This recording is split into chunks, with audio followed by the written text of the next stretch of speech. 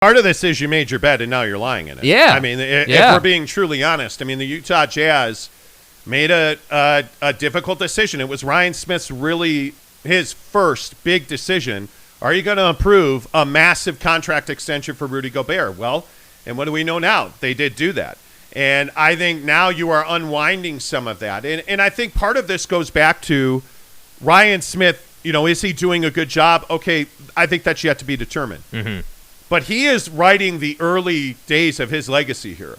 And making this Rudy Gobert trade, I don't think it's optional. I think it's a must. I think if you are going to keep Rudy Gobert on your books, I think you're asking to be limited.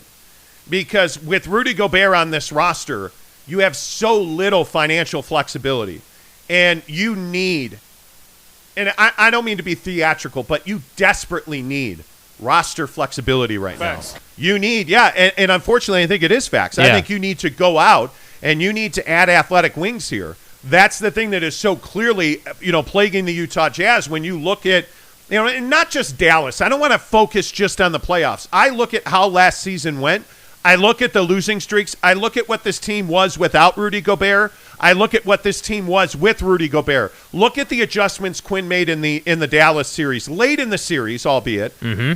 But the adjustments he made to get Rudy off the floor, I thought that worked very well. Eric Paschall gave you 5 minutes of glory, right? Wouldn't we all love as men? All gas, no break. Anyway, moving on. The point is, you look at Rudy Gobert out of the paint on offense in the corner to create more space in the paint.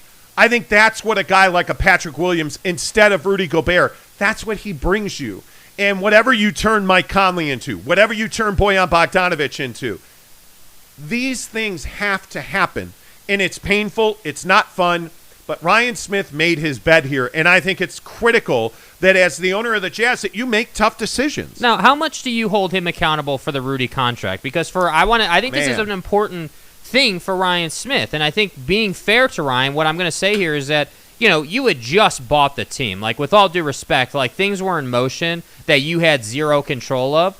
But at the same time, I think, anybody who's gotten to Ryan Smith's level of financial freedom knows that it is a very black and white, thing. It's very much like, hey, you either did or you didn't type situation. And unfortunately, at that time, he did approve the Rudy Gobert contract. And so I wonder, how does he feel about that now? Like, if you're Ryan Smith sitting here now, as the owner of the Utah Jazz, you've got this awesome UFC partnership coming in, which, by the way, I have to say, amazing partnership from a business perspective. They probably will sell out the Viv. It probably will be a smashing success. So that's a great thing that he did. But if you're Ryan Smith sitting here and you're looking at the basketball team and the product you're going to put on the floor, is there not some reservation about the situation you find yourself in as it pertains to Rudy Gobert's contract? Is there not some reservation about the fact that you're not in this year's draft? Like, if you're Danny Ainge, what are you prioritizing? Right? Do you see the conundrum? Like, on one hand, you're not in the draft, but on the other hand, you have to make this deal so you can start retooling the roster to make sure that you can contend for the postseason. That's what I think is so challenging right now. It's just a very interesting time for this organization. Yeah, and I just don't think, by the way, I don't think it's easy to make that call. I think this is a very tough call, but to me, it was a no-brainer. To answer your question directly, I thought it was a no-brainer when Ryan bought the team that he was going to rubber stamp that Rudy contract. And that's what I'm saying. He shouldn't be vilified for that at all. Like, I think when you bought a team that was in motion, Rudy obviously is one of the best players on the team. Like, you were going to do that. But I just think now, I got to think there's some frustration. Oh, I mean, certainly I think there's frustration. I don't have any doubt about that. And I also don't have any doubt that Rudy Gobert is going to get traded here. I think that when you look at what this trade means, Danny Ainge is well aware that this deal has to happen. Mm-hmm. It's simply a matter of when this deal is going to happen. So, I mean, are you – and I know we talk about this, I feel like, every day this week, but I just don't see you making a deal without Patrick Williams and a first-round pick. Both of those things. But – I mean, the Bulls are going to have to give. Somebody in this situation is going to blink. Yeah. I don't think that there is any doubt about that. So I'll ask everybody watching right now, And I'll ask you, I mean, what is the minimum bar for you in a trade with the Bulls? Yeah, I mean, I think the minimum bar with the Bulls specifically would be Patrick Williams in a first round pick. But the problem is financials dictate that Vuce has to be part of that deal. Yes, to make it physically but what possible. Do you have to have though? I mean, Vucevic. I think I have to have Patrick Williams. I'm not so concerned about the draft, to be perfectly honest with you. When I'm making these deals right now, I'd be more worried about draft picks with Conley and Bogey. With the Gobert deal, what I'm concerned about is obviously getting the deal done, but I gotta have key contributor guys coming back. But if you get that pick, and you're able to flip that pick that you would get a first-round pick in this Thursday's draft. Yeah. If you're able to flip that pick, that's why I think today's a critical day. And today and noon Mountain Time tomorrow, really I think is the window to make a Rudy Gobert trade. And I think you got to do that. I think it's critically important. It is really important. Brandon Whiteside says, Vucevic is a nobody. We need a good player. I wouldn't say he's a nobody. I think there's a definite downgrade from Rudy to Vucevic. I think that's fair to say. I would agree with that. I think that's fair to say, but to say he's a nobody is harsh. And by the way, I know that was Brandon Whiteside. With all due respect, not hating on you, but you tend to hate on the Bulls. So I just think it's, I'm not surprised to hear you say that, I guess. BB says Williams is a must and pick or just keep him. I think you have... For my money, when you're the Utah Jazz and you have this little draft capital, I think you have to have a draft pick in there. Yeah. I think you need just to leverage that.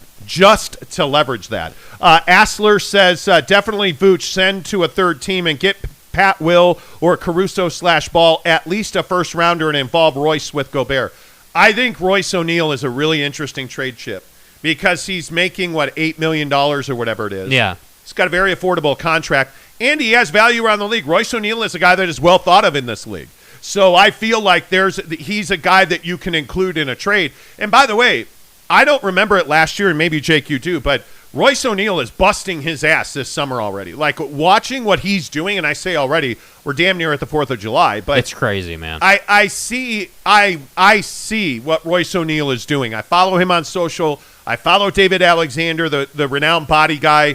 Donovan Mitchell and Royce O'Neal are working with David Alexander. Now, Don's been with David for years.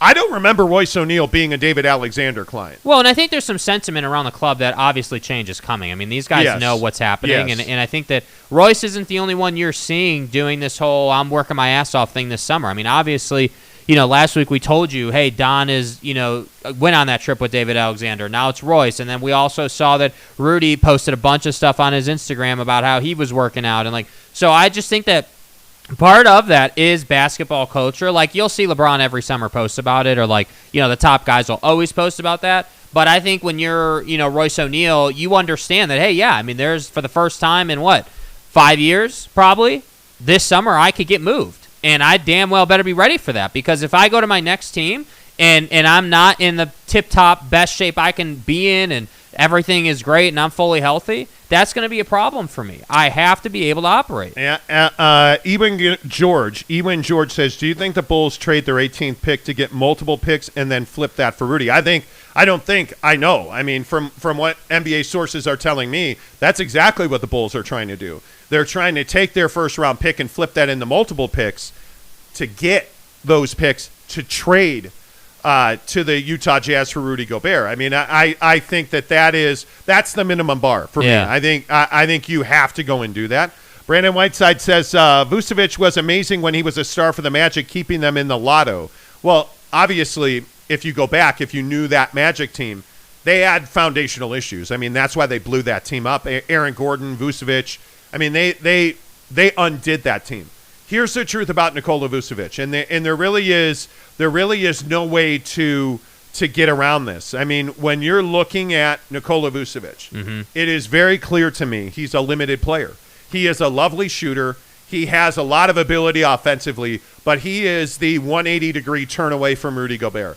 He is not at all a defensive player. Nikola Vucevic is not a force in the paint. He is not a rim protector. He is better defending the pick and roll, but nobody is scared of Nikola Vucevic in the paint. So he's got value. There is no doubt. He is an incredibly skilled big man. I think if he is your number one big man, you're an average, mediocre team. I think if Nikola Vucevic is your 1A, 1B, like Hassan Whiteside, it would be a nice match for him. Like, however you want to pair him with another big. Yeah. That's great. Nikola Vucevic has one highest best use. Bucket the basketball. That's what the guy does. He puts the ball in the hole. Other than that, he's not great. Would he be a good fit with the Jazz? Yeah. I think he'd be a really nice pick and pop, alternative with Donovan Mitchell. I think he would be a really nice screen role player. You're not going to lob him the ball. You're not going to do much besides drop him the ball. And then he has a really nice hezzy and head fake from 3 because he can shoot it. He's got a really nice mid-range game, and he has really soft touch around the rim. That's it. Yeah. That's what the guy does. Now, having said that, I don't know. Would you rather have that skill set or would you rather have Rudy's skill set? Well, I think, I don't know. So I think for the Bulls, they'd rather have Rudy's skill set. And the only reason I say that is because they're in a position where they've got a ton of scoring. You've got multiple All-Stars on this team. You've got guys that can get buckets with the best of them on this team. Like, I don't think that you need more offense out of your big. The Bulls specifically need more defense. That was their problem. So when I look at them, that's why they want Rudy. Rudy's skill set fits perfectly. And that's why I say the Rudy Gobert conversation has always been not that he's a terrible player. He's a phenomenal player.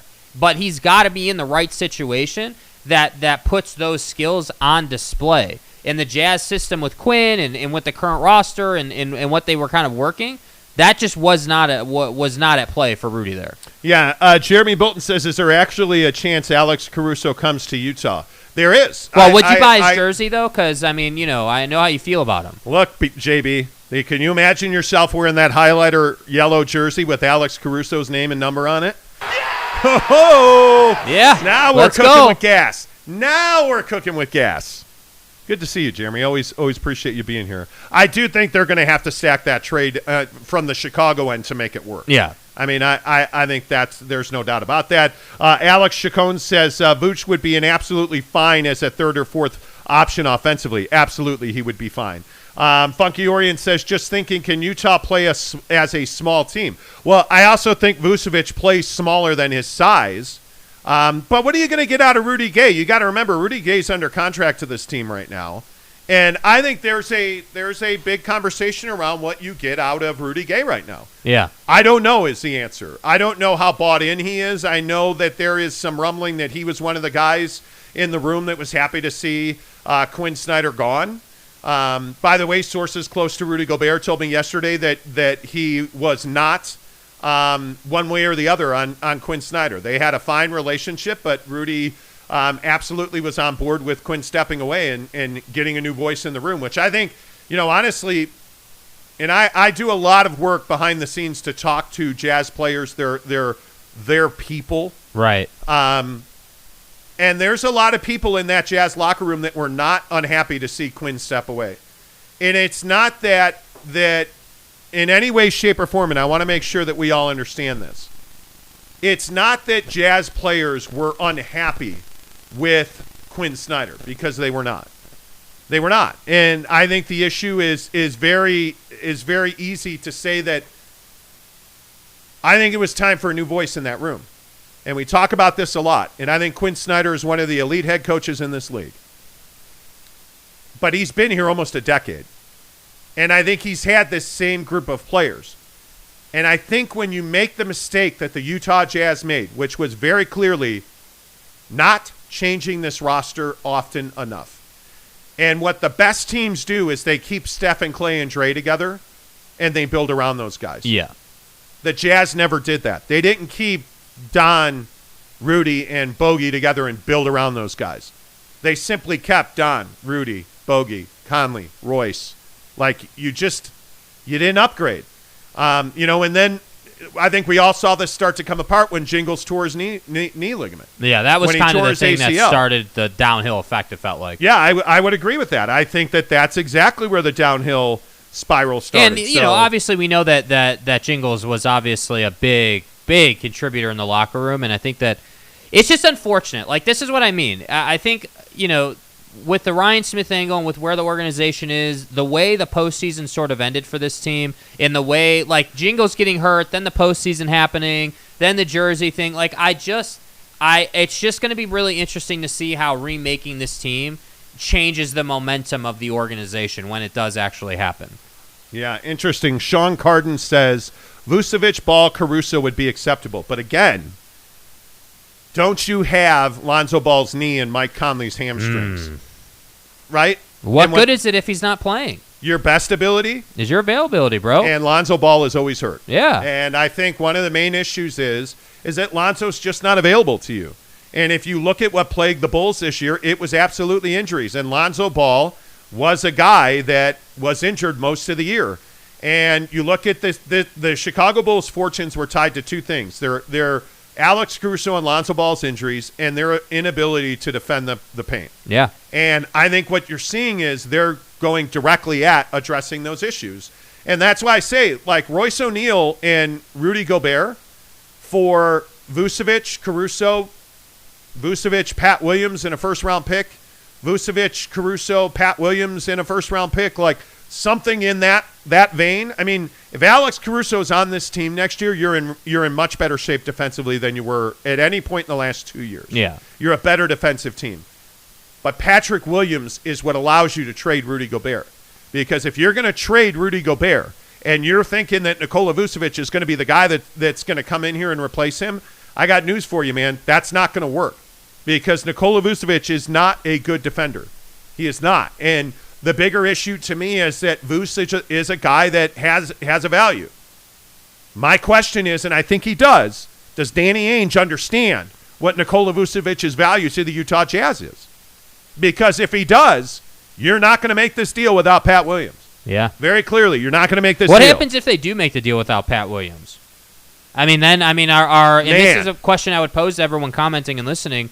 I mean, if they make this deal without Pat Williams and it's like Vuce, let's say Caruso and like a first-round pick, would you be upset with that? Would that be acceptable? Like, I agree with you. I think Williams has to be in the deal. Like, I'm not comfortable making it without Williams. Well, 1 round left makes a really good point. With Vuce and Whiteside, we'd punish a lot of teams in the post with the proper coaching philosophy.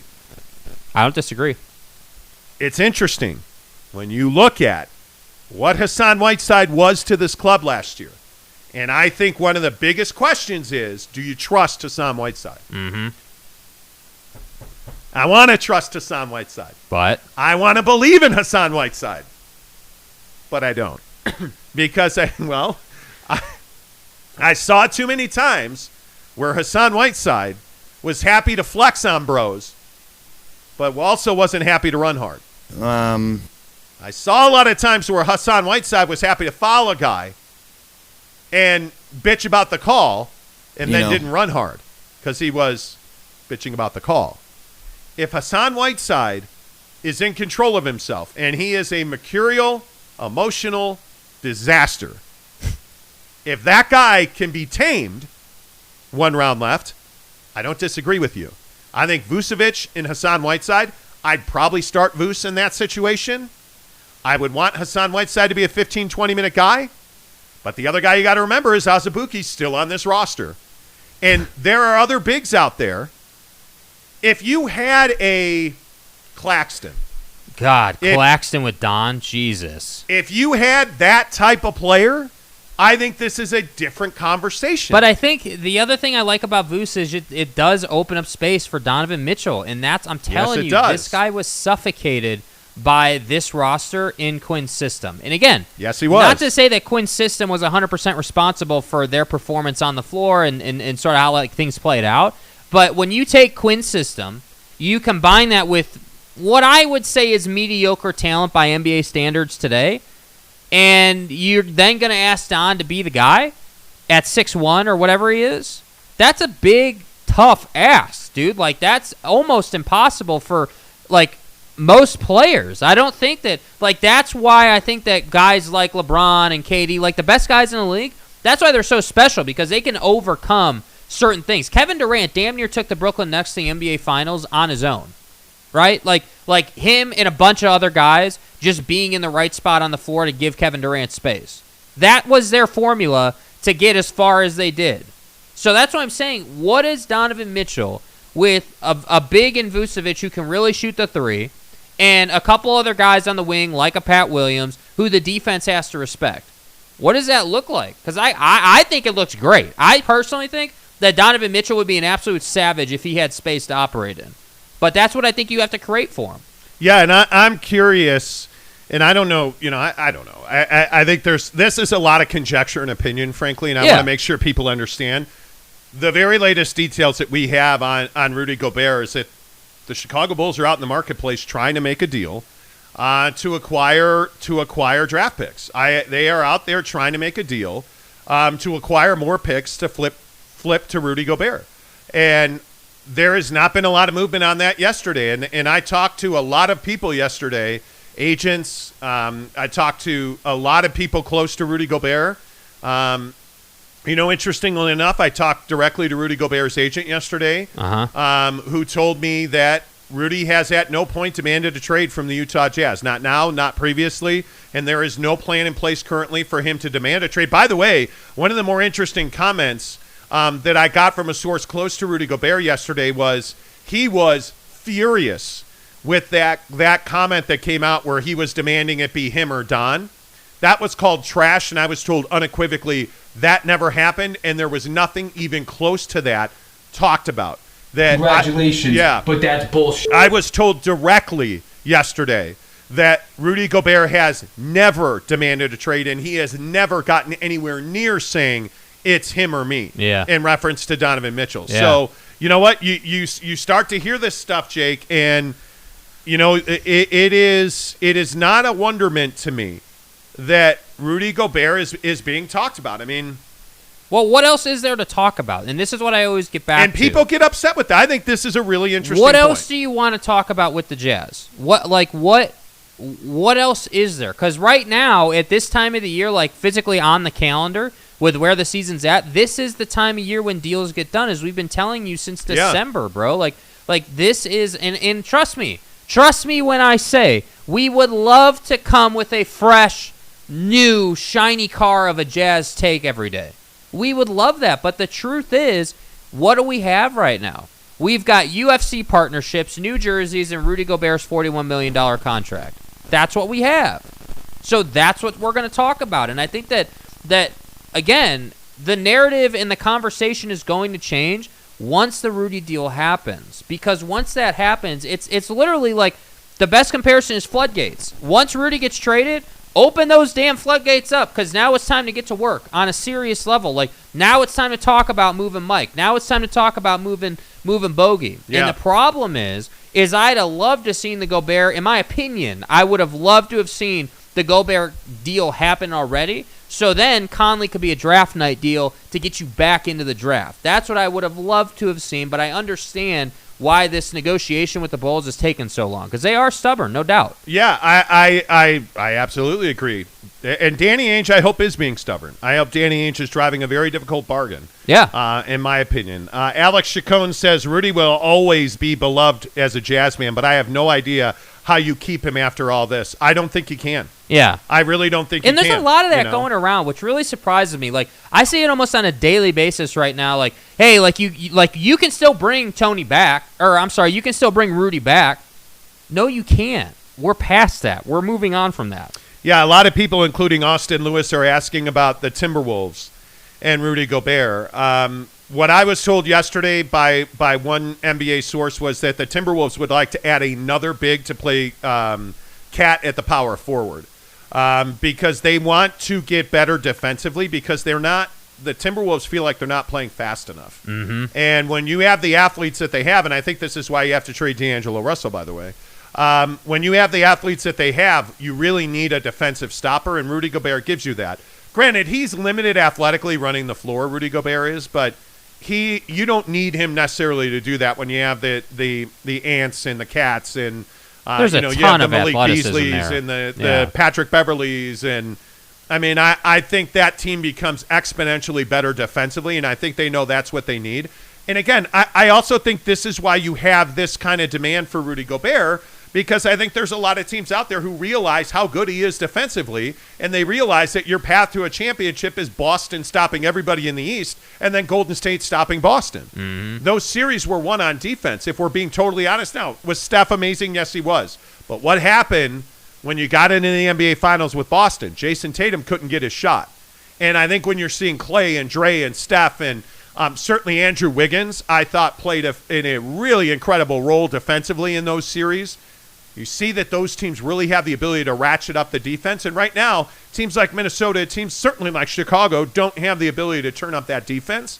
And I think the Jazz certainly don't have the ability to turn up that defense, which is why Dallas went on and the Jazz went home. Yeah. So I think there's quite a bit of demand for Rudy Gobert around the league. Austin, I think that's a very, very good question. James Knight says you need to go through the entire roster and rate their worth. Agree. Jesus Christ destroys atheism. I'm screwed. Rudy go where? Rudy here. Rudy go there. Sam I am. Green eggs and ham. Joe Barajas Wilson says, what if we traded Rudy for other players and pursued Wiggins and go smaller? Well, the problem with that is Golden State has to be willing to part with Andrew Wiggins, and right now they are going to extend him. They're not going to trade him. Yeah. I think, and we talked about this last week. Oh, epic debate. I think they're going to wind up trading Klay Thompson. That's what I think. And I understand they just had this parade, and we won championships, 4-8. Your mom, my dad, everybody's happy. And I got a lot of – that's tough, We got that bread, right? Dude. But at some point, your balls tighten up a little bit. Even if you're the Lake Cubs, your balls tighten up a little bit when you start writing checks at that level of luxury tax. Cock-a-doodle-doo. Right? I mean, your balls are going to tighten. Yeah. So I don't think there's any doubt that the Golden State Warriors are going to wind up trading Klay. Dude, I just have a tough time. I don't disagree about the money, but, man, I have a tough time reading the headline, Golden State Warriors trade Klay Thompson to whoever. I have a real tough time with that. And see, I think he'd be one that would wind up on the Lakers. Because I was also told a couple of weeks ago that the Lakers would like nothing more than to add Klay and Devin Booker. And if they were able to do that, my God. I mean, that's a special opportunity. I agree. But, man, isn't Klay, like, yeah. I don't know. I just view Klay as a one-team guy, bro. Like, he is a splash bro. Like, that is his thing. Listen, his dad is Michael Thompson, the Laker legend. Like, I just don't. I guess, man. I guess. You really think they wouldn't trade Klay Thompson? It better be, like, I think they would trade Klay. I think they would have to give up to get Klay Thompson would be ridiculous. Yeah. No, I don't disagree with that. All right, make sure you go ahead and click on the subscribe button. If you're here right now, please give us a thumbs up. It really helps the channel grow. We are jettisoning towards 5,000 subs. So we can give away our PlayStation 5. As I try to pull this up feverishly, but my phone is not cooperating. Man, we've had some tech problems today. We have. 4,820 subscribers right now. Let's go. We are just 180 subscribers away from giving away a PS5 on this show. And by the way, if you're new to the show, huge things popping on this show behind the scenes that we cannot wait to talk to you about. And over the next few weeks, I think you're going to see, that the look and feel of the show has changed quite a bit, although you still have Kevin Durant over Jake's shoulder. I mean, come on. This guy, I need to caress his face like every day. Yeah. Daddy? You know what I mean? Like, it just is, it's part of the ritual. Yeah.